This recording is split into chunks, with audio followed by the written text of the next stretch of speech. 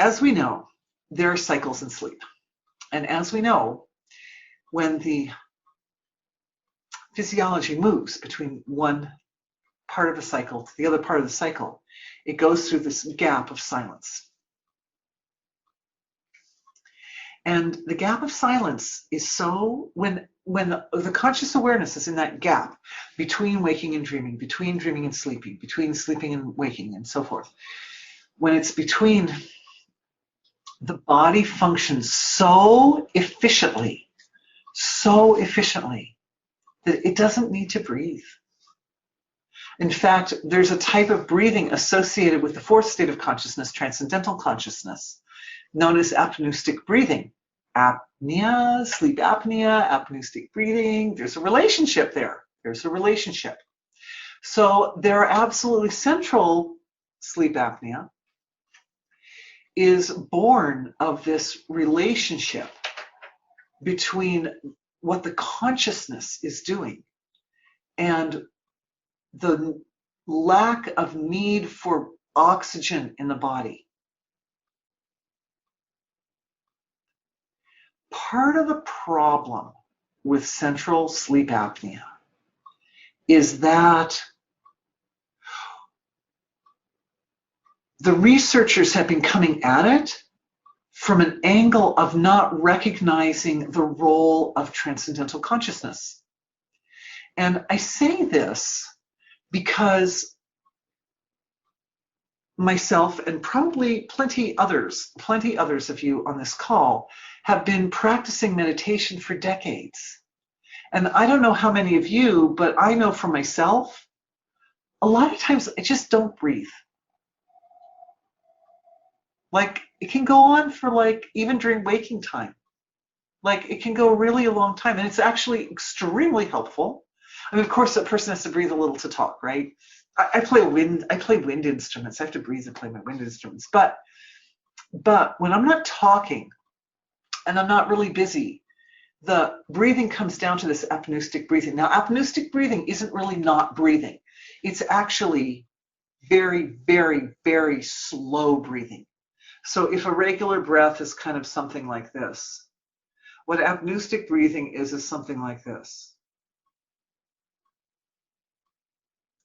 Goes up and up and up and up and up and up, and it goes down and down and down and down and down and down and down.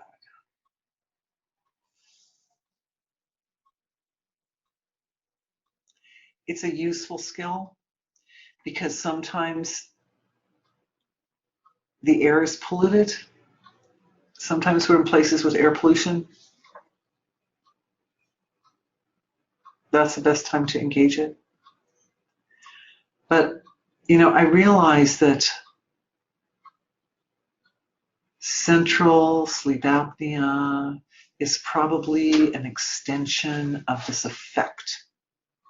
When the consciousness becomes so settled, and actually consciousness settles right down into the source of creation, then the body doesn't need air, and then the sleeping stops. But there are mechanisms in the physiology that are organized to tell you that there's a problem with that that's not okay.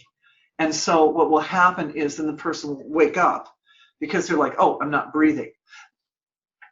But the thing is that the reason that we go through so many cycles during the night of sleeping, dreaming, coming up toward waking, and then back to sleeping, dreaming, coming up toward waking like that, is for the purpose of going through the gap, for the purpose of conscious awareness going into the silence of being and accessing the resource of that area of the conscious awareness, that accessing the resource of that aspect of one's own nature. So from my perspective, the problem with central sleep apnea is not so much that the breathing stops, but because the system has been wired to think there's something dreadfully wrong with that, and it causes a kind of like, oh my God, I'm not breathing, you know, something like that.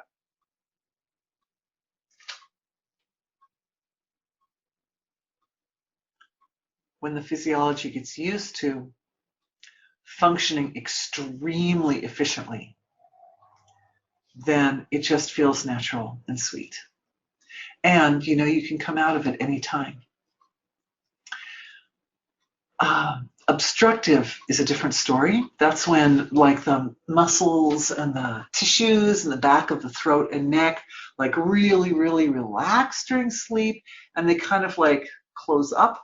And then physically, the ability to breathe is obstructed, even if the body really needs to breathe. We also know that there are certain times in sleep, certain states of sleep, like sometimes deep in either deep sleep or dreaming, there can be fairly heavy breathing, actually. So we go back and forth between very, very light breathing and very, very heavy breathing during the night. But yeah, with obstructive, the situation is it's definitely harder for people to carry more weight on their bodies. That does make it more difficult. But the main thing is loss of muscle tone in the back of the throat and neck area and the tongue.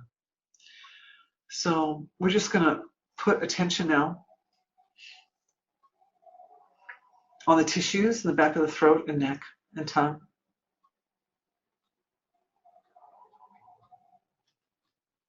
And as we put that attention, sometimes changing positions will help. Like in certain positions, there's more of a tendency for like the tongue to fall back and, close up the. So changing positions can help, but the best is to have like more sort of like vital energy in the back of the throat, in that back throat area. And there's a lively intelligence in the neck and throat area, which is also responsible for speech and is responsible for coordinating the intelligence of the head area with the intelligence of the heart energy center. So it's like a very vital part of the physiology. So we're just focusing in our attention on this structure in the back of the throat and head, in the back of the throat and neck, back of the mouth.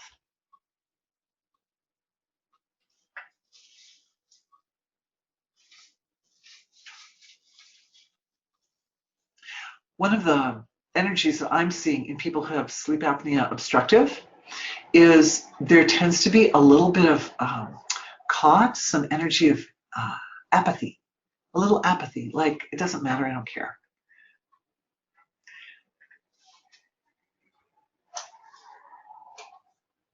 And there's another energy underneath that, and that is that energy of feeling not resourced to deal with the situation. So it's a combination of the I'm not getting my desires fulfilled, and as a result, and I feel it's because I don't have the resources to do so, and as a result, then I don't care, I don't want that, I don't want stuff. It's better to just not have stuff. Oops, sorry, just kicked my table. It's better to just not have stuff than to, so who wants to have, desires are just annoying, right? If you can't get your desire fulfilled, it's just annoying to have your desires. But of course,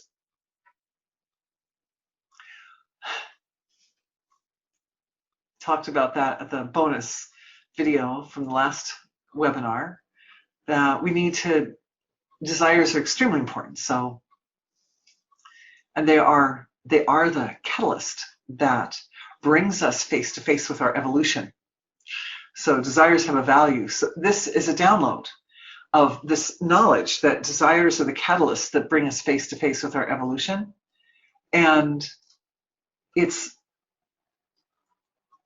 this download, this sort of, we could say, resetting the relationship with desires is going into this area, the head and the neck and the throat area of the body, and bringing a quality of alertness to desires, alertness to boundaries, alertness to even the kind of like the tension or relaxation that's in the muscles. Because even when we're asleep, we can, to a certain degree, influence. And they're neurochemicals. They're certain types of, I think it's hormones. There's certain types of hormones that support kind of like tautness to the muscles, that support the muscles being firm and strong, like that. And this is increase of the kapha energy. The hormones are little neurochemicals. They're little physical forms that communicate to the muscles and to the tissues in the back of the neck, the connective tissue, all these parts, cartilage, but most of all to the muscles. And also to other soft tissues, like even the fat. It's an energy signature. The tissues experience it as an energy signature, like a kind of communication, awakening, better muscle tone, essentially.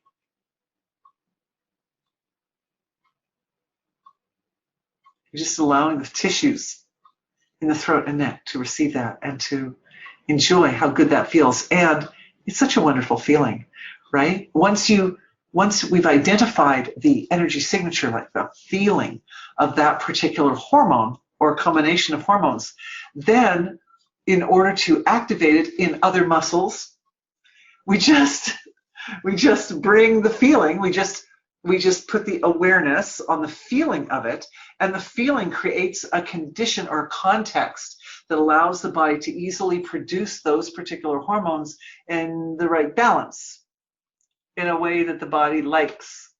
And so what we're doing, again, it's kind of a balancing of these three fundamental principles, the kapha, pitta, and vata. Or I think they're usually called vata, pitta, kapha. Yeah, because this is the vata finger, that's the pitta finger, and that's the kapha finger. If you're taking your pulse, here you can feel the vata, pitta, and kapha in the physiology. Under each finger, the pulse feels just a little different under each finger. So yeah, vata, pitta, kapha. Anyway, so what's happening is a balancing, again, here in the back of the throat between kapha and vata. The tonsils, that are back there, represent the pitta element because they're this is an important part of the immune system, of course. So you really have all three, but it's the imbalance between the kapha and the vata which causes the obstructive effect, sleep apnea.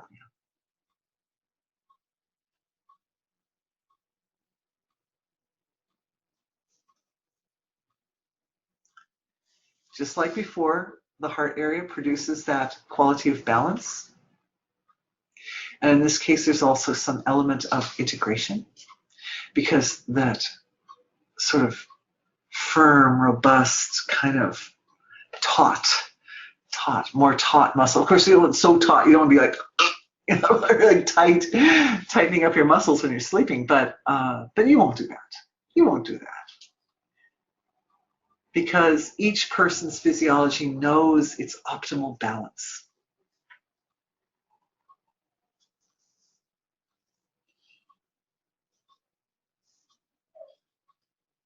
All right. So we cleared some fear and imbalances out of the back of the head for the central sleep apnea, and we're training the body and the consciousness to work together to produce the impulse or the energy signature that supports more toned muscles in the back of the neck and throat. Good job.